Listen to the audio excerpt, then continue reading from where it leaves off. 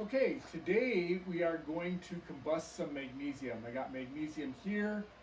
We got some oxygen in the room. I got a little fire to trigger this reaction. And don't look too close at the flame. Here we go. Whoa, that is intense. Hopefully the fire alarm doesn't go off. Okay, so that is the combustion of magnesium right here. I'm going to turn this off for safety purposes.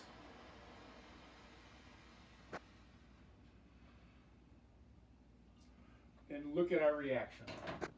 We take some magnesium and we combine it with oxygen in the air and we form this powdery stuff which is stuck on here, which is magnesium oxide. 1 mole of magnesium combines with half a mole of O2 to form 1 mole of magnesium oxide, and that's a balanced equation. Now it did take us some energy to get this reaction going, but it gave off a lot more energy in return. In fact, this burns really hot, really high amount of heat.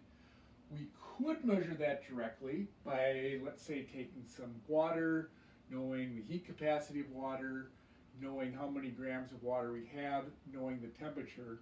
However, it's so intense, so quick, we'd lose a lot of heat to the surroundings.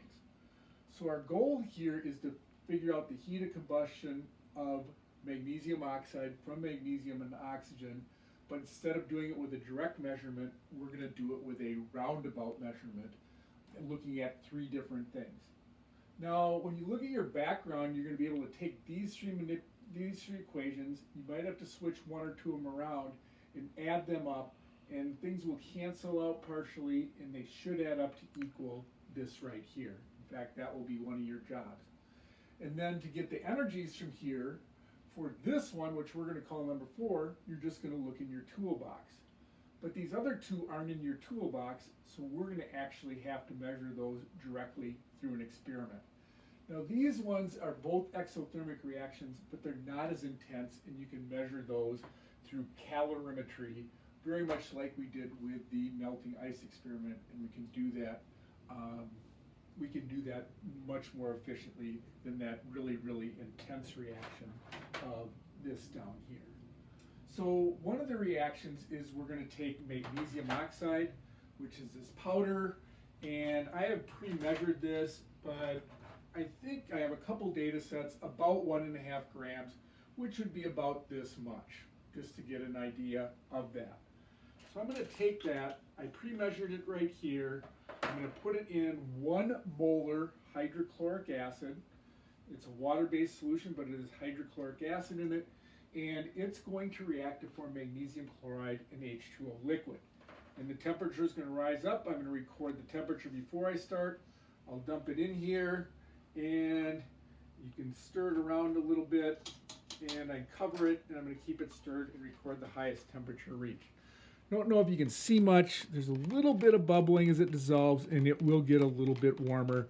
Probably 10, 12 temperature degree change over time. I feel it getting warmer and gradually. Not a lot of action there, but a temperature rising up.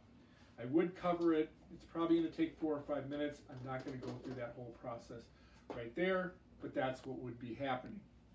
Okay, another reaction is I'm going to take this piece of magnesium, and I would actually weigh this on a balance that was 1,000th of a gram, or I did pre-weigh it on a balance that had 1,000th of a gram precision because I don't have that much.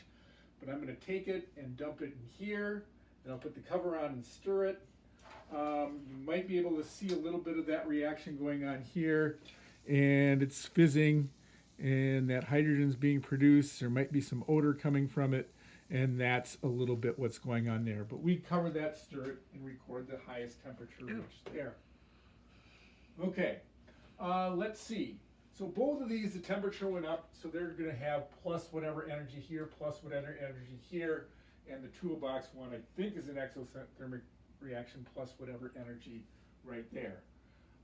Let's take a look at your sheet here, and so we'll come and take a look at this and just what you have. So the first part talks about the background, and it's really just the equations that we had up on the board, and you can take a look at that and see how reactions 2, 3, and 4 add up to equal reaction 1.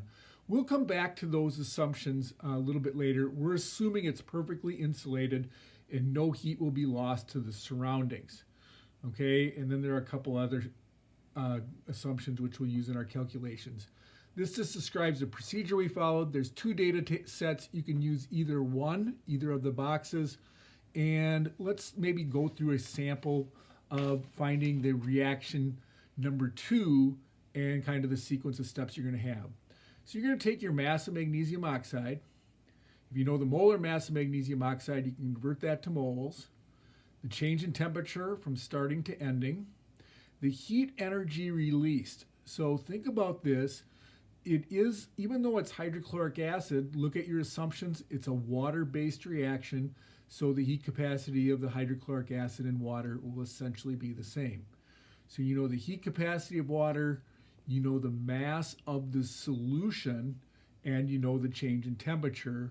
And essentially it's using that slope formula, Cm triangle T.